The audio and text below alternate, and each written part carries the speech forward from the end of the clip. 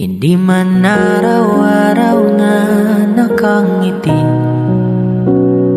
at ilang beses na rin tayong humihindi.